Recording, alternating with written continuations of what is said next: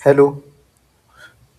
तो चलो आपण 2 लेक्चरमध्ये कॅपिटल मार्केट म्हणजे नक्की काय असतं ते आपण ऑलरेडी बघितलेलं आहे. त्याच्यामध्ये आपण काय काय बघितलंय, तर त्यात आपण बघितलंय बाजार म्हणजे काय, का तर याचं रिलेशन भांडवली बाजारासोबत कशा प्रकारे होईल हे बघितलंय. त्यानंतर आपण बघितलंय फायनान्शियल मार्केट म्हणजेच काय, वित्तीय बाजार. त्याचे 2 प्रकार आपण बघितलेत. त्यातलं आपल्याला बघायचं आहे कॅपिटल मार्केट, हा बघितलेला आहे. त्यानंतर आपण बघितलेलं आहे त्याची व्याख्या, कॅपिटल मार्केट म्हणजे काय हे बघितलंय. त्यानंतर आपण छोटे छोटे टर्म असतात ते बघितलेत. त्याची एक माइंड मॅप बघितला. टर्म कुठल्या कुठल्या बघितल्या, शेअर्स म्हणजे काय. जर बघितलं नसेल तर पहिल्या 2 व्हिडिओ बघून घ्या, कारण त्याच्यामध्ये मी सांगितलेलं आहे की शेअर्स म्हणजे काय आणि कॅपिटल मार्केटमध्ये ह्या गोष्टी खूपच इम्पॉर्टंट आहेत. शेअर्स बघितलंय, बॉन्ड बघितलंय, त्यानंतर बघितलंय डिबेंचर्स, आणि मी एकदम सोप्या भाषेमध्ये सांगितलंय की जे तुम्हाला जेणेकरून कळतील. म्युच्युअल फंड म्हणजे काय, तुम्ही बघितलं नसेल तर ह्या कन्सेप्ट पहिला क्लिअर करून घ्या, त्याच्यानंतर तुम्ही ही व्हिडिओ बघा. त्याच्यानंतर हे आहे कॅपिटल मार्केट, त्याचं आपण वैशिष्ट्य बघितलं की कॅपिटल मार्केटचं वैशिष्ट्य काय काय आहे, एकदम सोप्या भाषेत ते पण मी सांगितलेलं आहे तुम्हाला. त्यानंतर आपण बघितलंय भांडवली बाजाराचं महत्त्व काय आहे आपल्या इकॉनॉमिक्स म्हणजे आपल्या अर्थव्यवस्थेला भांडवलाचा उपयोग कशा प्रकारे होतो आणि त्यामुळे आपल्या देशाचा विकास कशा प्रकारे होतो. हे पण मी सांगितलेलं आहे की भांडवलामुळे आपल्या देशाचा विकास हा खूप होत असतो. आणि हा एक महत्त्वाचा आहे. त्याला आपण एक प्रकारे आपल्या अर्थव्यवस्थेचा कणा असा देखील आपण त्याला म्हटलेलं आहे. काय म्हटलेलं आहे, आपल्या अर्थव्यवस्थेचा कणा. हे बघा, आर्थिक विकासाचा कणा. का तर तो काय करत असतो, विकास करत असतो. कशा प्रकारे विकास करत असतो, तुम्हाला मी ही सायकल पण सांगितलेली आहे मागच्या लेक्चरमध्ये. कशा प्रकारे विकास होतो, पैसे बचत करून गुंतवणूक, ही सायकल मी सांगितली, बघितली नसेल तर तुम्ही एकदा बघून घ्या. आज आपण नवीन लेक्चरला सुरुवात करणार आहेत. ते म्हणजे काय, भांडवली बाजाराचे घटक. इथे लेक्चर होत असताना मी बोलताना त्याच्यामध्ये काही मोठ्याने बोलतोय, काही वेळेस कमी स्लो स्लो बोलतोय. तर हे मी सर्वांना विचारात घेऊन बोलतोय, जेणेकरून प्रत्येकाला ही कन्सेप्ट समजली पाहिजे. जर एखादा कोणी नवीन असेल आणि त्याला स्लो ऐकायला आवडत नसेल, तर इथे यूट्यूबला एक ऑप्शन आहे, तिथे आपण 1.2च्या स्पीडने देखील आपण लेक्चर ऐकू शकतो. आणि ज्यांना समजत असेल की ठीक आहे मला लेक्चर कळतात आहेत ह्याच आवाजामध्ये किंवा ह्याच स्पीडमध्ये, तर ओके. तर आपण आता सुरुवात करूया भांडवली बाजाराचे घटक. जसं आपण स्टार्टिंगला बघितलं होतं की वित्त बाजार म्हणजे काय, फायनान्शियल मार्केटचे 2 प्रकार पडले होते.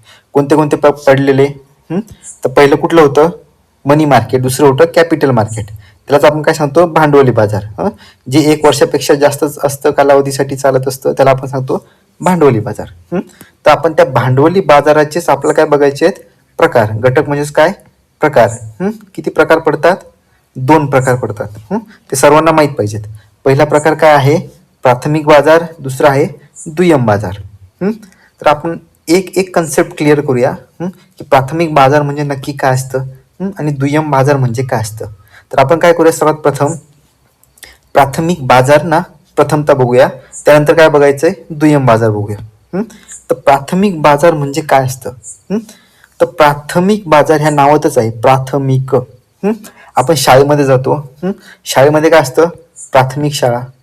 त्याच्यानंतर कुठली असते, माध्यमिक शाळा. माध्यमिक शाळा. त्याच्यानंतर काय असते, कॉलेज असतं. हा तुम्हाला क्रम माहीतच आहे. का तर प्राथमिक शाळेमध्ये काय, 1ली ते 4थीपर्यंत आपण पकडूया. माध्यमिक नंतर 5वी नंतर आपण 10वी समजा पकडूया. कॉलेजमध्ये 11वी आणि 12वीच्या पुढचे पकडूया. हे झालं त्याचं एक प्रकारचं क्रम. तसंच काय असतं, प्राथमिक बाजारामध्ये सुद्धा काय होत असतं, ज्या गोष्टी नवीन येतात ना, त्याला आपण सांगणार प्राथमिक बाजार.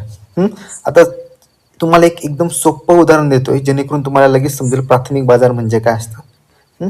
तर समजा ही एक कंपनी आहे. ही आहे कुठली, ही एक एखादी कंपनी आहे. असं लक्षात ठेवा, ही कंपनी. आणि ह्या कंपनी काय केलंय, ह्या कंपनीने शेअर्स आणलेत. शेअर्स आणलेत बाजारामध्ये विकायला. तर हे शेअर्स ज्या बाजारामध्ये विकायला आणेल ना, तो बाजार कोणता असेल, प्राथमिक बाजार. का प्राथमिक बाजार असेल? कारण ही कंपनी पहिल्यांदाच बनलेली आहे आणि तिने पहिल्यांदाच बाजारामध्ये विकण्यासाठी शेअर्स आणलेले आहेत. यात सगळ्यात इम्पॉर्टंट शब्द कुठला आहे? पहिल्यांदाच. पहिल्यांदाच. पहिल्यांदाच का आणलेलं आहे? शेअर्स विकायला आणलेत. म्हणजे या अगोदर त्या प्रकारचे शेअर्स त्या कंपनीने कधीच दुसऱ्या बाजारामध्ये विकले पण नव्हते, कुठे जारी पण केले नव्हते. तिने काय केले? प्रथमताच त्या बाजारामध्ये आणले. अशा बाजाराला आपण काय सांगणार? प्राथमिक बाजार. म्हणून याला काय सांगतात? नवीन इश्यू बाजार असे देखील म्हणतात. इथे दुसऱ्या याच्यात काय सांगितलंय की इथं काय होतं? प्रथमच जारी केले जातात. काय? रोखे म्हणजेच काय? शेअर्स. इथे काय होतं? प्रथमतः जे एखादी कंपनी असते ना, शेअर जे आणते, ती काय करते? प्रथमतःच इथं जारी करत असते. या अगोदर तिने कुठे पण जारी केलेले नसतात, एकदम नवीन असतात. त्यानंतर काय असतं? याचा उपयोग कशासाठी असतो? तर भांडवल उभारण्यासाठी. कंपन्या काय करतात? कंपन्यांना भांडवल लागत असतो स्वतःचा विकास करायला, देशाचा विकास करायला आणि नफा कमवण्यासाठी. तर काय करत असते कंपन्या? भांडवल उभारण्यासाठी ह्या प्राथमिक बाजारामध्ये आपले शेअर्स आणत असतात. याचं उदाहरण काय आहे? IPO. तर तुम्हाला उदाहरण विचारलं की प्राथमिक बाजाराचं उदाहरण काय? हे तुम्हाला कुठे येतं माहिती आहे का? जेव्हा तुमच्या प्रॅक्टिकल एक्झाम्स असतील किंवा तुमच्या थिअरीच्या एक्झाम्स असतील त्यावेळेस तुम्हाला विचारतात. मोस्टली प्रॅक्टिकल एक्झामला जास्त विचारतात. प्राथमिक बाजाराचं उदाहरण सांगा. तर त्यावेळेस तुम्हाला माहीत पाहिजे प्राथमिक बाजाराचं उदाहरण काय आहे? IPO आहे. त्याच्यानंतर एक आहे FPO आहे. हे तुम्हाला मी FPO इथे दिलेलं नाही, पण जसे पण आपले लेक्चर येतील ना, एक एक कन्सेप्ट तुमच्या मी क्लिअर करत जाईल. IPOचा फुल फॉर्म काय आहे? Initial public offering. हे माहिती पाहिजे. कधी कधी काय विचारतं परीक्षेला IPOचा फुल फॉर्म सांगा, तर तुम्हाला फुल फॉर्म सुद्धा माहिती असणं गरजेचं आहे. हे झालं IPO. आता आपण बघूया त्याचा प्रॉपर अर्थ बघूया, त्याचा पूर्ण स्ट्रक्चर बघूया की प्राथमिक बाजाराचं स्ट्रक्चर कसं असतं. प्राथमिक बाजाराचं स्ट्रक्चर झालं की आपण काय करूया? दुय्यम बाजाराकडे शिफ्ट होऊया. तर प्राथमिक बाजार, तर प्राथमिक बाजाराचा अर्थ काय दिलाय? ज्या बाजारामध्ये नवीन रोखे, नवीन रोख्यामध्ये काय काय येतं? शेअर्स येतात, डिबेंचर्स येतात, बॉन्ड्स येतात. ते काय होत असतात? प्रथमच जारी केले जातात. त्या बाजाराला आपण काय सांगणार? प्राथमिक बाजार असे म्हणणार. तुम्ही आत्ताच एखाद्या कंपनीचं उदाहरण दिलेलं आहे. त्या कंपनीच्या उदाहरणावरून तुम्हाला लक्षात आलंच असणार की प्राथमिक बाजार कशाला म्हटलं जातं. तसंच याला काय म्हटलेलं आहे? नवीन इश्यू बाजार असेही म्हटलेलं आहे. कधी कधी काय तुम्हाला परीक्षेला क्वेश्चन असा पण येईल की प्राथमिक बाजार म्हणजे काय? आता तुम्हाला सर्वांना माहिती आहे प्राथमिक बाजार हे तर तुम्ही ऐकलेलं आहे आणि माहिती आहे, पण त्या ठिकाणी असा प्रश्न न येता जर असा प्रश्न आला का न्यू इश्यू बाजार, न्यू इश्यू बाजार म्हणजे काय? तर त्यावेळेस तुमचं लक्षात आलं पाहिजे न्यू इश्यू बाजार म्हणजेच काय? प्राथमिक बाजार. तर तुम्हाला लक्षात आलं पाहिजे दोन्ही यांचं नाव काय आहे? एकच आहे. तर तुम्हाला त्याच्यावरती आन्सर लिहिता आलं पाहिजे. आता आपण बघूया की त्याची वैशिष्ट्ये काय आहेत. जर प्रश्न आला की प्राथमिक बाजाराची वैशिष्ट्ये सांगा किंवा लिहा किंवा स्पष्ट करा, तर तुम्हाला सांगता आले पाहिजे, लिहिता आले पाहिजे. तर सगळ्यात पहिलं काय आहे? तर प्रथमच आणि ते काय असतं? नवीन रोखे काय होतात? जारी होत असतात. नवीन रोखे काय होत असतात? प्रथमच जारी होतात. त्यात असं पण म्हटलंय का ही रोखे आहेत ना यापूर्वी कोणालाही विकलेले नसतात. म्हणजे ही कंपनी आलेली आहे ना, कंपनीने जे पण रोखे आणलेत, रोखेमध्ये काय बघितलं आपण? शेअर्स, डिबेंचर्स, बॉन्ड बघितलेत. हे बघितलेत शेअर्स, डिबेंचर्स, बॉन्ड. ही कन्सेप्ट मी आहे ना व्हिडिओ फर्स्ट आहे फर्स्टमध्ये क्लिअर केलेली आहे. ज्यांना माहिती नसेल ना त्यांनी व्हिडिओ एक आहे ती प्रॉपरली बघा, कारण ह्या कन्सेप्ट आहेत ना खूप इम्पॉर्टंट आहेत. हे फक्त एक्झामसाठीच उपयोगाच्या नाही, तर तुम्ही लाईफ टाईममध्ये कुठे पण एक्झाम द्या, ग्रुप सीची द्या, पोलीस भरतीची द्या किंवा दुसऱ्या कुठलीही द्या. जरी तुम्ही एक्झाम देणार नसणार ना तरी एक अर्थशास्त्राचा स्टुडंट आणि आपल्याला लाईफ टाईम एक जीवन जगायचं आहे, त्या दृष्टिकोनातून ह्या टर्म ना आपल्याला माहीत पाहिजे. जेव्हा आपण बाहेर जातो दोन गोष्टींमध्ये बोलणं चालू असतं दोन माणसांमध्ये, त्यावेळेस आपण एखादी शब्द येतो शेअर्स, डिबेंचर्स, बॉन्ड, त्यावेळेस आपल्याला असं वाटतं की हे तर आपल्याला माहिती नाही आहे. आपण अर्थशास्त्राचे विद्यार्थी असून आपल्या ह्या गोष्टी माहिती नाहीत. त्यामुळे ह्या गोष्टी काय करा, तुम्ही आत्ताच्या आत्ता क्लिअर करून घ्या. आणि मी इतक्या सोप्या भाषेमध्ये सांगितलेत ना की तुम्हाला त्या लाईफ टाईम लक्षात राहतील. आणि ह्या तुम्हाला सगळीकडे कामात येणार, लाईफ टाईममध्ये कामात येणार आहेत. तर आपण कुठे होतो? हे जे रोखे असतात ना ते कोणालाही विकलेले नसतात. म्हणजे काय, ते प्रथमच कंपनीने आणलेले असतात. या अगोदर कोणीच विकत घेतलेलं नसतं. म्हणजे असं समजा की हा एक दुकानदार आहे. तो दुकानदार आहे, तो दुकानदार काय विकतोय? त्याचं पेरूचं दुकान आहे. पेरूचं दुकान आहे. त्याने प्रथमतच काय आणलेत, त्याच्या दुकानामध्ये पेरू आणलेत, त्याला पेरू विकायचेत. आता तो काय करेल, हे जे पेरू आहेत ना ते पेरू एका मार्केटमध्ये घेऊन जाईल. कुठे? एका मार्केटमध्ये घेऊन जाईल. कोणत्या? आता सर्वांनाच माहिती आहे, आपण शेतामध्ये कांदे लावले किंवा दुसरं काही पीक घेतलं, कधी कधी काय करतो, आपल्या गावाकडच्या जवळच्याच बाजारामध्ये विकतो, नाहीतर काय करतो, एखाद्या मोठ्या मार्केटमध्ये जातो. आता समजा आपण एखाद्या मोठ्या मार्केटमध्ये गेलो ना, तर इथे काय होतं, मोठ्या मार्केटमध्ये आपण प्रथमतच घेऊन जातो. तर हे पेरू कुठे आलेत? ह्या मोठ्या मार्केटमध्ये. इथे ते विकले, इथे त्याचा भाव वगैरे झाला. त्यानंतर काय होतात, छोटे छोटे शेतकरी येतात. ते छोटे छोटे शेतकरी काय करतात, ह्या मार्केटमधून काय ते पेरू परत घेऊन जातात. म्हणजे ज्या वेळेस सेकंड टाइम लोक हे पेरू घेऊन जातात त्याला आपण प्राथमिक बाजार नाही म्हणणार. तर केव्हा म्हणणार? जेव्हा इथे ह्या फर्स्ट मार्केटमध्येच आलेले असतात ना विकण्यासाठी, त्यालाच आपण काय म्हणणार? प्राथमिक बाजार. फक्त इथे असं लक्षात ठेवायचं आहे की ह्या प्राथमिक बाजार ना अर्थशास्त्राच्या दृष्टीने जो आपला मंडई असते ना, ती मंडई नसून एक भांडवली मार्केट असतं. हे लक्षात ठेवायचं आपल्याला. हे कुठलं झालं? प्राथमिक भांडवली बाजार. हे तुम्हाला माहित पाहिजे. इथे काय करतात, कंपन्या थेट कंपनीकडून रोखे खरेदी करतात. कोण? गुंतवणूकदार थेट कंपनीकडून काय करत असतात? रोखे खरेदी करतात. इथे काय होतं, आपण जो शेतकरी बघितला, तर शेतकऱ्याकडे काय होतं, पेरू होते. त्याने काय केलेलं, इथे मार्केटमध्ये आणलेले. इथे काय झालेलं, हे जे आहेत ना मार्केटवाले, यांनी थेट कोणाकडनं खरेदी केलं होतं? ह्या शेतकऱ्याकडनं डायरेक्ट खरेदी केलेलं. पण जो शेतकरी, इथे जो कोण होता, इथे जे काम करणारे किंवा दुसरे जे खरेदी करणारे व्यापारी जे होते ना, त्यांनी शेतकऱ्यांकडनं न विकत घेता कोणाकडनं घेतलेलं? ह्या मार्केटमधून विकत घेतलेलं होतं. तसं तिसरं वैशिष्ट्यामध्ये काय सांगितलंय की गुंतवणूकदार आहेत ना ते काय करतात? थेट कंपनीकडनं. म्हणजे हे गुंतवणूकदार आहेत, ते कोणाकडनं घेतात? थेट कंपनीकडनं विकत घेतात. तुम्हाला हे पण क्लिअर झालं असेल. त्यानंतर दुसरं काय आहेत, कंपन्यांना थेट भांडवल मिळते.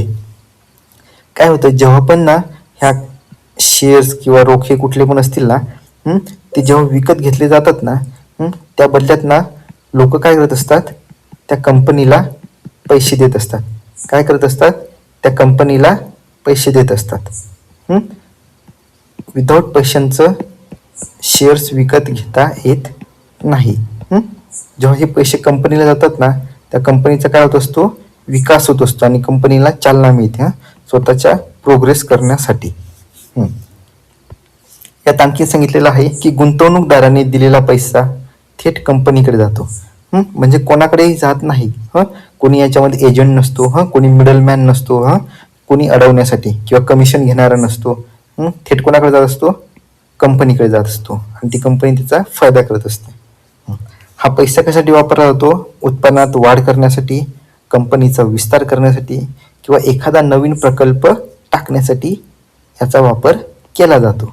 त्यानंतर तिसरं आहे की दीर्घकालीन निधी उभारण्यासाठी. काय असतं माहिती आहे का, की कंपनी असते आणि कंपनी ना एका वर्षात चालू केली की दुसऱ्या वर्षात लगेच प्रॉफिट कमवत नाही. कंपनी कसं आहे, स्लो म्हणजे कसं मॅरेथॉन सारखं आहे. मॅरेथॉन सारखं आहे. आपण कसं होतो, हुसेन बोल्ट 100 मीटरमध्ये चॅम्पियन आहे, तसं कंपनीचं नाही आहे. कंपनीचं कसं आहे, मॅरेथॉन सारखं आहे.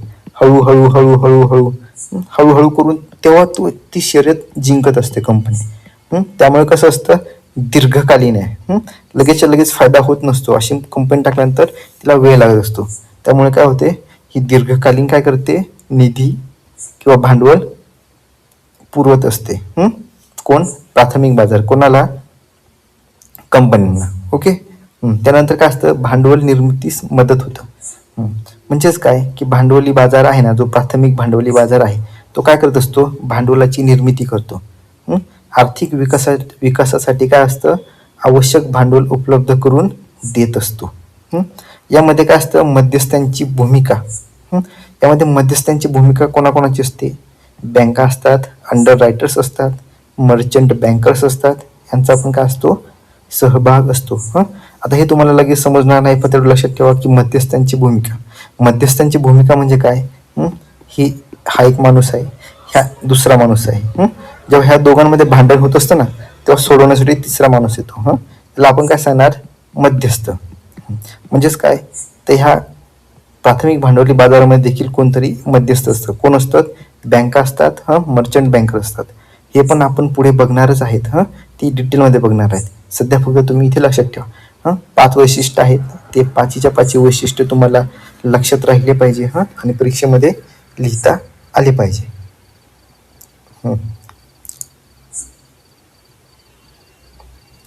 त्यानंतर आपल्याला बघायचं आहेत प्राथमिक बाजारातील इश्यूचे प्रकार. आता आपण बघूया की प्राथमिक बाजारामध्ये इश्यूचे प्रकार कोणते कोणते आहेत. तर पहिला आहे IPO. तुम्हाला मी एक्झाम्पल दिलं होतं, उदाहरण दिलं होतं की प्राथमिक बाजाराचे इश्यूचे प्रकार म्हणजे जारी करतात, जे मध्ये येतात जारी करून, ते कुठले कुठले आहेत, तर IPO मध्ये नावातच आहे, इनिशियल पब्लिक ऑफरिंग. कंपनी काय करत असते, प्रथमच सर्वसामान्य जनतेसाठी शेअर जारी करते, त्याला आपण काय सांगणार, IPO. इथे पण मी दिलेलं आहे की IPO म्हणजे काय, इनिशियल पब्लिक ऑफरिंग. काय असते, ही आहे कंपनी. तर ही कंपनी काय करेल, प्रथमच सर्वसामान्य जनता, म्हणजे आपल्यासारखी कोणी पण तिथे कोणी पण राहू, त्याला काय करणार, सर्वसामान्य जनता, त्याला काय करायचं, शेअर्स विकत असते. सर्वसामान्य जनता म्हणजे काय, कुठली पण जनता, त्यात सर्वसामान्य लोक येतात, मिडल क्लास येतात, असं नाही का फक्त श्रीमंत लोकच घेतील, गरीब लोक पण येतील. हे झाले सर्वसामान्य. सर्वसामान्य लोकांना काय करणार कंपनी, शेअर्स विकणार, त्याला आपण काय म्हणणार, IPO. आता काय आहे, दुसरंवाला आहे राईट इश्यू. सर्वसामान्य म्हणतोय, सर्वसामान्य नाही तर प्राथमिक बाजार, प्राथमिक भांडवली बाजारात. दुसरं आहे काय, तर राईट इश्यू. तर राईट इश्यू म्हणजे काय, यामध्ये कंपनी काय करत असते, इथे पण काय करत असते, कंपनी शेअर्सच विकत असते. शेअर्स विकताना काय करते, लोकांनाच विकते. पण ते लोकांना विकताना काय करणार, सवलतीच्या दरात देणार. म्हणजेच काय, जर शेअरची किंमत 100 रुपये असेल तर ती सवलतीच्या दरात लोकांना फक्त 95 रुपयालाच देणार, म्हणजे थोड्या प्रमाणामध्ये काय करणार, सवलत देणार. राईट इश्यू तुम्हाला हे पण समजलं. जर तुम्हाला विचारलं की IPO मध्ये आणि राईट इश्यू मध्ये फरक काय, तुम्हाला सांगता आलं पाहिजे की IPO मध्ये काय, सर्वसामान्य जी जनता असते ना, त्या जनतेला काय, शेअर्स दिले जातात. इथे कुठल्याही प्रकारची सवलत दिली जात नाही. परंतु काय असतं, राईट इश्यू मध्ये इथे पण लोकांना, सर्वसामान्य लोकांना देतात शेअर्स, पण इथे काय असतं, सवलत दिली जाते, कंपनीद्वारा सवलत दिली जाते. म्हणजे काय, किमतीमध्ये पण थोड्या प्रमाणामध्ये कमी केली जाते. त्यानंतर तिसरं आहे प्रायव्हेट प्लेसमेंट. हे पण तुम्हाला माहित पाहिजे, प्रायव्हेट प्लेसमेंट, इथे नावच आहे प्रायव्हेट. प्रायव्हेट म्हणजे काय, तर प्रायव्हेट म्हणजे सगळे लोक येत नाही, काहीतरी लोक येतात. मग इथे कंपनी काय करते माहिती आहे का, इथे मग शेअरच विकते. पण शेअर कोणाला विकते माहिती आहे का, इथे मी काय सांगितलं, सर्वसामान्य जनतेला, म्हणजे सर्वांनाच. इथे पण काय झालं, सर्वसामान्य जनतेलाच. पण इथं काय होत असतं, ती फक्त ठराविक लोक, मोजून एकदम स्पेशल माणसं असतील ना कंपनीच्या जवळचे, आपण सांगतो ना वशिला, म्हणजे काय, एकदम जवळचे, त्या टाईपचं, एकदम जवळच्या लोकांना ते काय करणार, आपले शेअर्स विकणार. 3 ठिकाणी काय होत असतं, आता मी सांगतो एकदम सोप्या भाषेमध्ये, 3 ठिकाणी काय होतात, शेअर्स कंपनी असते ना, ती कंपनी काय करते, विकत असते. फक्त पहिल्याच्यात काय असतं की ती सगळ्यांना विकणार, ज्या भावात असणार त्या भावात सर्वांना सारखीच प्राईस, सेम सर्वांना विकणार. दुसऱ्याच्यात काय होणार, ती लोकांनाच विकणार सर्वसामान्य, फक्त काय, सवलतीच्या दरात, म्हणजे 100 रुपयात असेल तो 95 रुपयाला विकणार. तिसऱ्या याच्यात काय होणार, की विकताना फक्त ठराविक लोकांना विकणार. आता 100 लोक आहेत तर 100 लोकांमध्ये फक्त 5 जण आहेत, ते एकदम ठराविक लोक आहेत, कंपनीच्या जवळचे आहेत, नातेसंबंध असेल आणखीन काही संबंध असेल दुसरा, ते त्यांनाच फक्त विकणार. तर तुम्हाला हे समजलं असेल, तिन्ही पण उदाहरण समजले असतील. त्यानंतर आहे एक बोनस इश्यू. ते आपण जेव्हा पुढे एक्झाम्पल येईल तेव्हा ही कन्सेप्ट पण आपण पूर्ण क्लिअर करून घेऊया. पण तरी पण मी सांगतो, बोनस इश्यू म्हणजे काय असतं माहिती आहे का. आता 1:1 सपोज 1000 रुपयाला शेअर आहेत. तर एखाद्या व्यक्तीने जर हे शेअर्स जर घेतले असतील ना, 1000 रुपयाचा एक शेअर, तर बोनस जेव्हा इश्यू होतो ना तेव्हा काय होतात, सपोज बोनस असा इश्यू झाला 1:1, म्हणजेच काय की शेअरची व्हॅल्यू आता किती होईल, 500 होईल.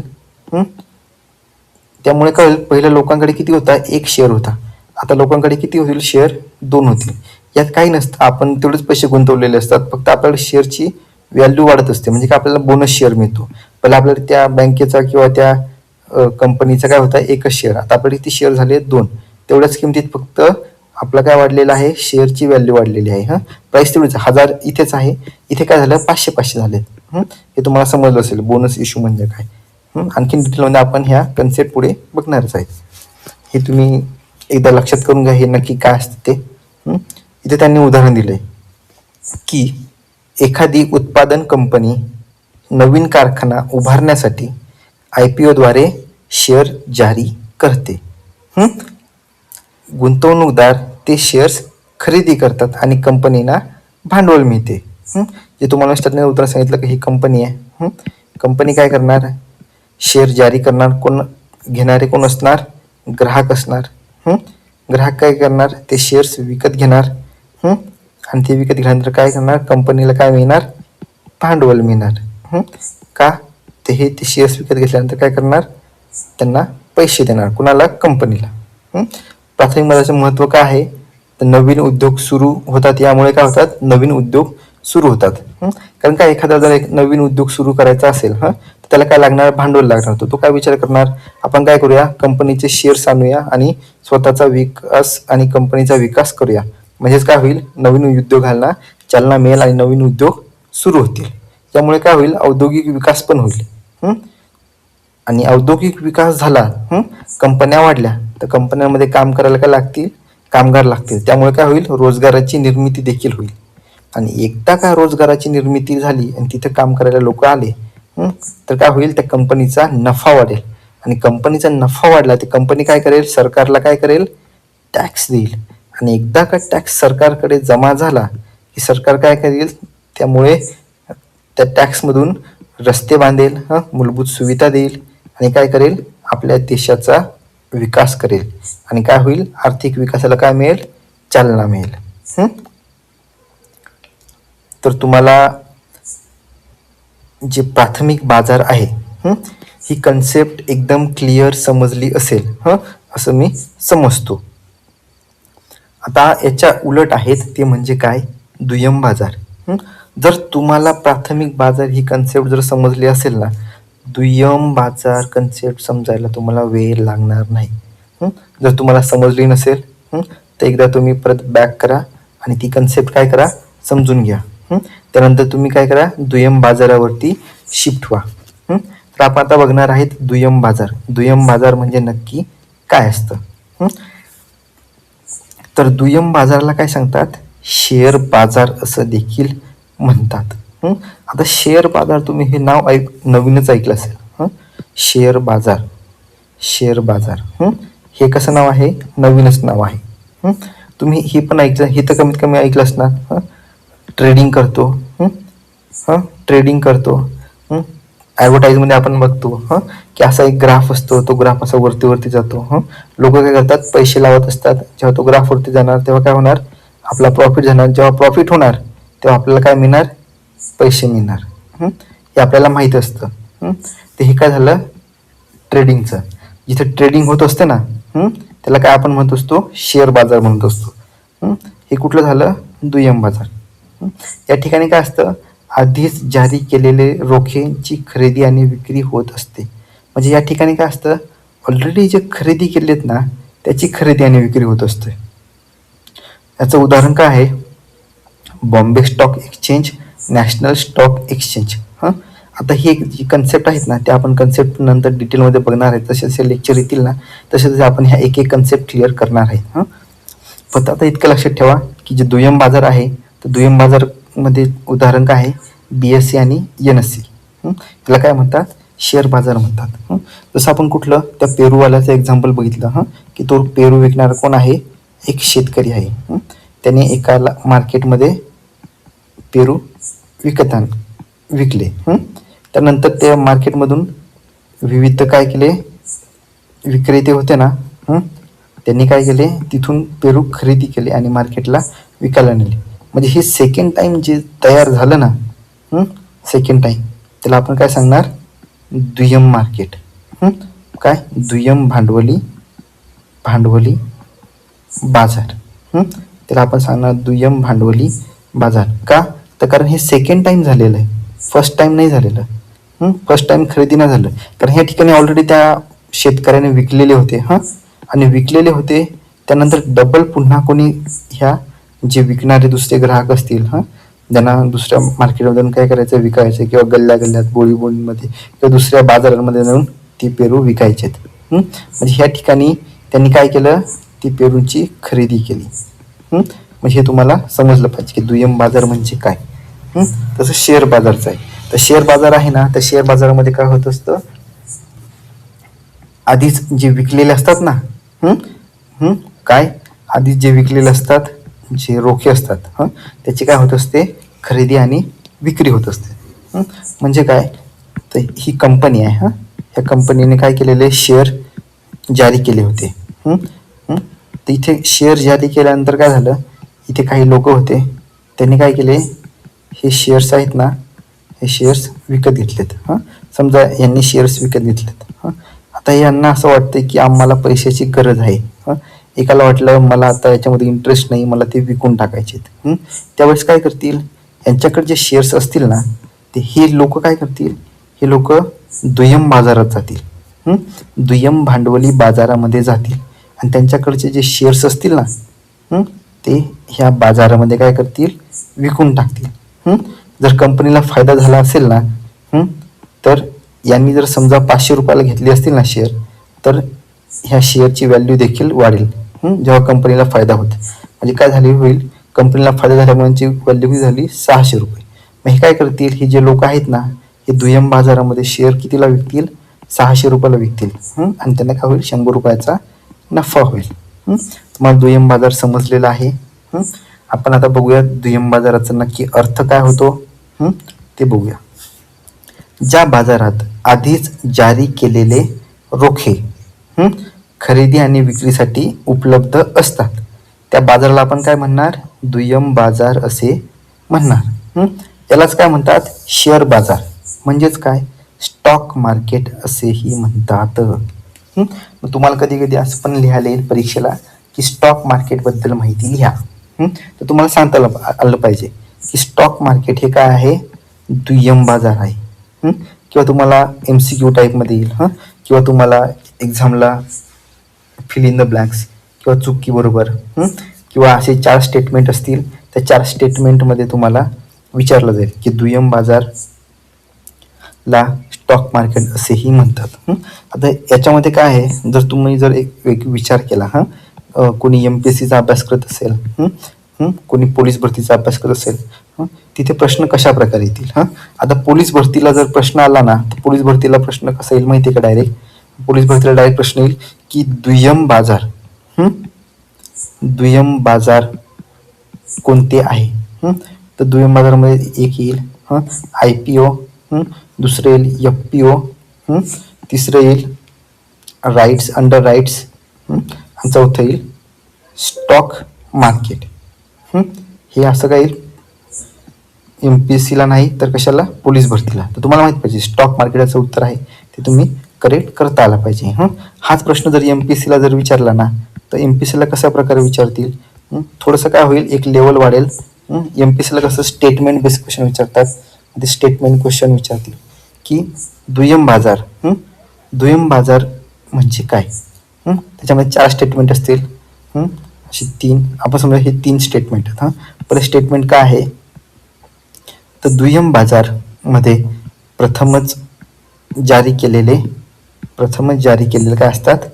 रोखे असतात. हा काय झाला? पहिला प्रश्न झाला. पहिलं वाक्य झालं. दुसरं काय झालं? दुय्यम बाजाराला स्टॉक मार्केट असेही म्हणतात. हा दुसरा झाला. तिसरा याचा काय झाला? की या बाजारात आधीच जारी केलेले रोखे असतात. समजा असे 3 झाले. त्याच्यानंतर खाली पहिलं दुसरं तिसरं असे 4 ऑप्शन आले. पहिल्या ऑप्शनमध्ये आलं फक्त दुसरं आणि तिसरं. म्हणजे काय? ब आणि क, अ ब क, फक्त ब आणि क. इथे आलं अ आणि ब. इथे आलं अ ब क. इथे आलं फक्त अ. आता आपल्याला विचारलं की यामध्ये बरोबर कुठला आहे? तर आपल्याला माहित पाहिजे का दुय्यम बाजारामध्ये प्रथमच रोखे येत नसतात. म्हणजे काय झालं? ते स्टेटमेंट काय झालं? चुकीचं. आणि जे खाली होतं कुठलं? ब आणि क. हे दोन्ही काय झाले? विधानं बरोबर झाले. म्हणजे प्रश्न विचारताना कशा प्रकारे प्रश्न विचारतील ना, हा विचार आपल्याला करता आला पाहिजे. त्याच्यामुळे प्रत्येक कन्सेप्ट तुमच्या क्लिअर असल्या पाहिजे. एकदा का कन्सेप्ट तुमच्या क्लिअर झाल्या का कुठली पण एक्झाम यावं तुम्हाला याचा आन्सर देता येईल. पण ते कॉलेजच्या दृष्टीने नाही. तर कॉम्पिटेटिव्ह तुम्ही भविष्यात कुठल्या पण एक्झाम द्या, त्या दृष्टीने तुमचं हे काय आहे? फायद्याचं आहे. तर आपण बघूया का दुय्यम बाजाराची वैशिष्ट्ये काय काय आहेत. तर पहिलं वैशिष्ट्य काय आहे? तर या ठिकाणी काय होत असतं? आधी जारी केलेल्या रोख्यांची खरेदी आणि विक्री. म्हणजेच काय? की ती ऑलरेडी कोणीतरी विकत घेतलेलं आहे. आणि विकत घेतलेलं आहे आणि त्याला काय करायचंय? ते पुन्हा विकायचं आहे. म्हणजेच काय? की आधी जारी केलेल्यांची रोख्यांची खरेदी आणि विक्री. इथे काय होत असतं? यात कंपनीचा सहभाग नसतो. आता मला सांगा, यात कंपनीचा सहभाग का नसतो? का नसेल बरं याच्यात कंपनीचा सहभाग? तर सगळ्यात सोपं आहे. तर कंपनीचा सहभाग का नसतो? तर कंपनी काय असते? स्टार्टिंगला शेअर जारी करत असते आणि एकदा का शेअर त्यांनी जारी केली, कोण करत असतं? विकत घेत असतं. लोक घेत असतात. जर लोकांनी विकत घेतले शेअर्स, तर यात कंपनीचा काय संबंध येईल? ते शेअर्स कोणाकडे आहेत? आता लोकांकडे आहेत. हे लोकांकडे आहेत. आणि एकदा का ते शेअर्स लोकांकडे आले तर पूर्ण हक्क कोणाकडे मिळतो? त्या लोकांना मिळतो. त्या लोकांना जेव्हा विकायचे आहेत तेव्हा लोक काय करणार? ते शेअर्स विकणार. त्यामुळे यात कसा सहभाग नसतो? कंपनीचा सहभाग नसतो. जसं मी वरती सांगितलं ना की MPSC मध्ये कशा प्रकारे प्रश्न अ ब क स्वरूपामध्ये येतील. कारण आता काय करतं, ग्रुप सी ला पण आणि ग्रुप बी ला पण कंबाईन PSI ST त्याला पण अशा प्रकारचे प्रश्न टाकायला सुरुवात केलेली आहे. त्यानंतर काय आहे? व्यवहार गुंतवणूकदारांमध्ये होतात. पहिल्याच्यात कोणामध्ये व्हायचे? कंपनीमध्ये व्हायचे आणि गुंतवणूकदार. याच्यामध्ये काय असतात? दोघे पण गुंतवणूकदारच असतो. हा पण एक व्यक्ती असतो आणि इकडे पण एक असतो, एक व्यक्तीच असतो. ओके, हे तुम्हाला समजलं. याच्यामध्ये काय असते? तरलता प्रदान करतो. आता तरलता म्हणजे काय हे तुम्हाला माहिती आहे. तरलताला इंग्लिशमध्ये लिक्विडिटी सांगतात. आता याचं उदाहरण म्हणजे सोनं. सोनं तुम्ही मार्केटला घेऊन जा. हा एक मनुष्य आहे, तो सोनं बाजारामध्ये काय घेऊन गेलाय? 24 कॅरेटचं सोनं आहे. ते मार्केटला घेऊन गेलाय. मार्केटला गेल्यानंतर त्याने विकायला काढलं. त्याला काय होईल? त्याचे पैसे लगेच मिळणार. त्याला असं नाही सांगणार का 1 महिना थांब, 2 महिना थांब, नंतर तुला पैसे मिळतील. लगेचच्या लगेच पैसे मिळतात. तसं याच्यात काय आहे? शेअर्स पण लगेचच्या लगेच तुम्ही विकू शकतात आणि विकल्यानंतर तुम्हाला लगेच त्याचे काय मिळणार? पैसे मिळणार. म्हणजेच काय आहे? याची तरलता पण काय आहे? जास्त आहे. गुंतवणूक काय करत असतो? रोखीत रूपांतर करता येतात. म्हणजे काय? लगेचच्या लगेच जो गुंतवणूकदार असतो ना, तो पैसे देऊन काय होतो? रोखे विकत घेतो. म्हणजे पैशाचं रूपांतर कशामध्ये होतं? रोखांमध्येच होत असतं. रोखे म्हणजे काय? आपण वरती बघितलं. रोखे म्हणजे काय? 4 प्रकारचे आपण कुठले बघितले? शेअर होतात, डिबेंचर होतं, बॉन्ड्स होतात, म्युच्युअल फंड होतं. असे आपण बघितले. ते काय झाले? एक प्रकारचे रोखे.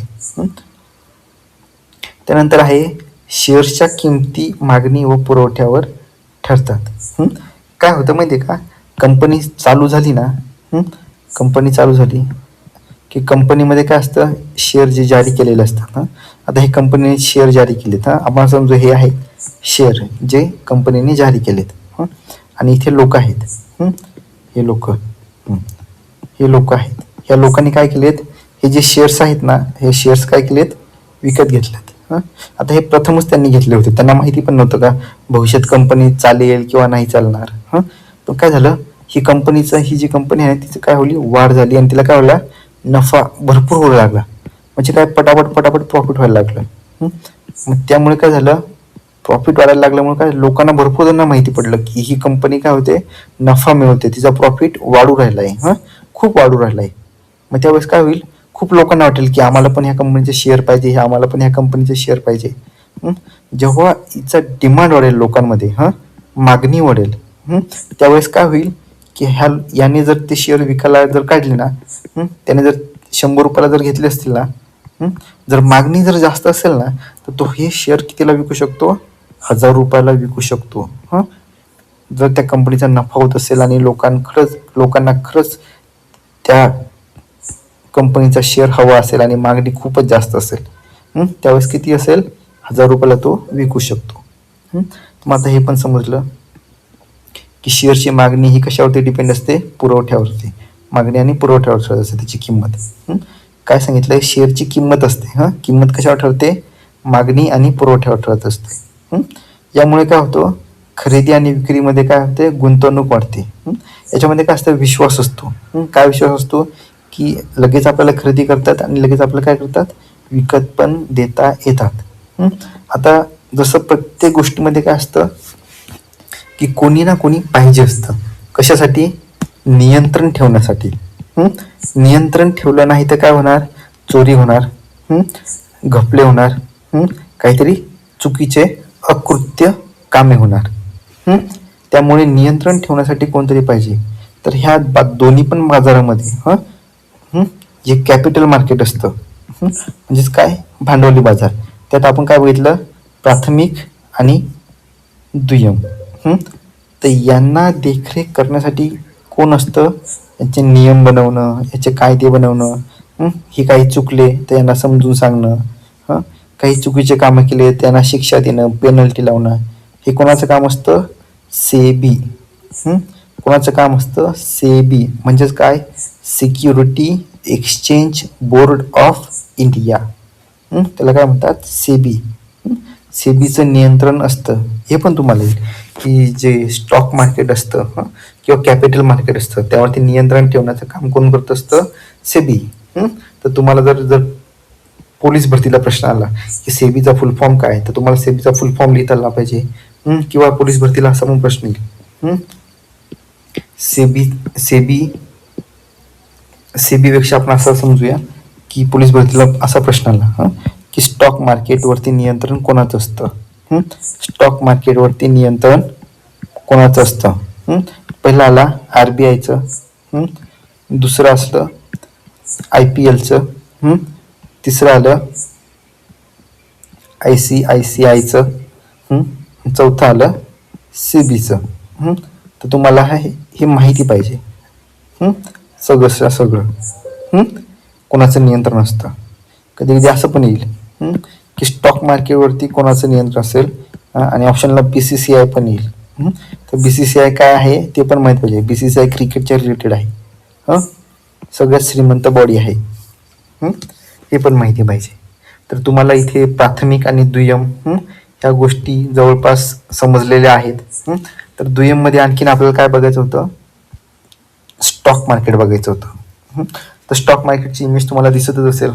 हे काय आहे, बॉम्बे स्टॉक मार्केट. हे तुमच्या जे समोर आहे ते काय आहे, बॉम्बे स्टॉक मार्केटची इमेज आहे. ते कसलं आहे, हे त्याचं एक्झाम्पल आहे, NSE आणि BSE. त्याच्यात प्रकार काय काय आहेत, स्टॉक एक्सचेंज आणि OTC. स्टॉक एक्सचेंजमध्ये काय काय येतं, BSE येतं, NSE. BSEचा फुल फॉर्म काय आहे, बॉम्बे स्टॉक एक्सचेंज. NSEचा फुल फॉर्म काय आहे, नॅशनल स्टॉक एक्सचेंज. सध्या तुम्ही फक्त एवढं लक्षात ठेवा की स्टॉक मार्केटमध्ये काय येतं, BSc येतं आणि NSc येतं. जेव्हा आपण पुढचे चॅप्टर घेऊ ना तेव्हा BSc आणि NSc सेपरेट चॅप्टर आहे, ते आपण डिटेलमध्ये बघूया की नक्की ते काय असतं. आणि हे तुम्हाला एक्झामच्या दृष्टीने गरजेचं आहे. येणारे चॅप्टर पण तुम्ही बघून घ्या. दुय्यम बाजारामध्ये सहभागी कोण कोण होत असतं, इथे फक्त कोण असतात, गुंतवणूकदार असतात. त्या ठिकाणी कंपनी आणि प्रथम बाजारामध्ये कोण होतं, कंपनी आणि गुंतवणूकदार हे दोघं होते. त्याच्यानंतर इथे कोण असतं, ब्रोकर असतात. इथं कोण असतं, स्टॉक एक्सचेंज असतात. आणि यांना रेग्युलेट करायला कोण असतं, सेबी. म्हणजे यांच्यावरती नजर ठेवायला कोण असतं, सेबी. याचं उदाहरण त्यांनी असं दिलंय की एखाद्या कंपनीने काय केले, IPO मध्ये एखादी खरेदी केलेले शेअर्स. IPO म्हणजे काय, जे प्राथमिक बाजारामध्ये शेअर खरेदी एखाद्या व्यक्तीने केली असतील ना, त्याला विकायचे असतील तर तो काय करेल, BSc किंवा NSc म्हणजेच काय, हे दुय्यम बाजार झालाय. दुय्यम बाजारामध्ये जाऊन काय करेल, विकेल. कुठे विकेल, BSc मध्ये आणि NSc. म्हणजे एक प्रकारचं लक्षात ठेवा की हे एक मार्केटचं नाव आहे, हे दुसऱ्या मार्केटचं नाव आहे. जसं आपण सांगतो ना की एक मार्केट नाशिकला आहे, दुसरं मार्केट मुंबईला आहे. ह्या दोन्ही मार्केटमध्ये कसली, जी जळगावची केळी आहेत त्याची काय होत असते, विक्री होत असते. तसं जे स्टॉक आहेत, जे रोखे आहेत त्याची विक्री कुठे होणार, BSc आणि NSc या ठिकाणी. यामुळे काय होत असतं की दुय्यमदारांना, गुंतवणूकदारांना काय मिळणार, तरलता. म्हणजेच काय मिळणार, लिक्विडिटी. लिक्विडिटी म्हणजे समजलं असेल तुम्हाला की पैसे, तुम्हाला मी एक्झाम्पल दिलं होतं. कसलं दिलं होतं एक्झाम्पल, सोन्याचं एक्झाम्पल दिलं होतं. हे तुम्हाला माहिती पाहिजे की तरलता मिळत असते. किमतींची काय करते, पारदर्शकता. असं नाही की 100 रुपयाचं आहे, मी त्याच्यामध्ये काहीतरी करणार, चेंजेस वगैरे करणार, ते काय करणार, 90 रुपयाला करणार. म्हणजे जी पारदर्शकता असेल ती पारदर्शकतामध्येच मिळणार. किंवा कोणी असं नाही करणार की 100 रुपयाची आहे ती मी 150 रुपयाला विकणार. म्हणजे जी किंमत आहे तीच लक्षात राहणार. यामुळे काय होईल, भांडवली बाजाराचा काय होणार, विकास. आणि भांडवली बाजाराचा विकास झाला की आर्थिक स्थैर्य येईल. म्हणजे काय, आर्थिक विकास नक्कीच होईल. तर तुम्हाला आता हे प्राथमिक बाजार आणि दुय्यम बाजार प्रॉपरली समजले असणार. त्यात पण तुम्हाला डिफरन्स काय आहे, म्हणजेच काय फरक काय. कधी तुम्हाला असं पण येईल परीक्षेला की प्राथमिक बाजार आणि दुय्यम बाजार यामधला काय सांगा, फरक सांगा. तुम्हाला सांगता आला पाहिजे की याला काय सांगतात, नवीन इश्यू बाजार, याला काय सांगतात, दुय्यम बाजारला शेअर बाजार. इथे काय असतं, नवीन रोखेच असतात. इथे आधीच विकलेले जे रोखे असतात ना ते असतात. इथं उदाहरण काय असतात, IPOचं उदाहरण आहे. इथं उदाहरण काय आहे, BSc आणि NSc हे दोन आहेत. इथे काय असतात, कंपन्या स्वतः विकत असतात आणि इथे कंपन्यांचा समावेश असतो. या ठिकाणी कंपन्यांचा समावेश नसतो. इथे कोण असतं, फक्त गुंतवणूकदारच असतात. हे माहिती पाहिजे, व्याख्या लिहिता आली पाहिजे.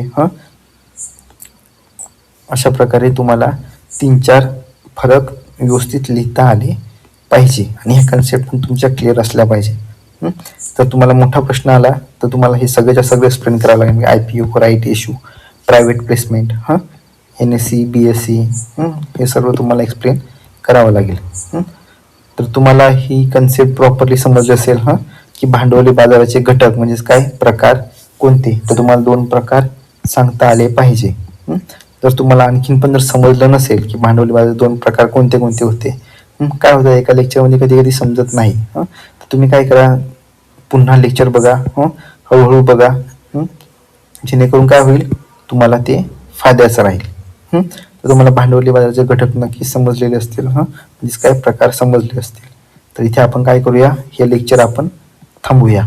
त्यानंतर आपण काय करूया, पुढच्या लेक्चरला सुरुवात करूया.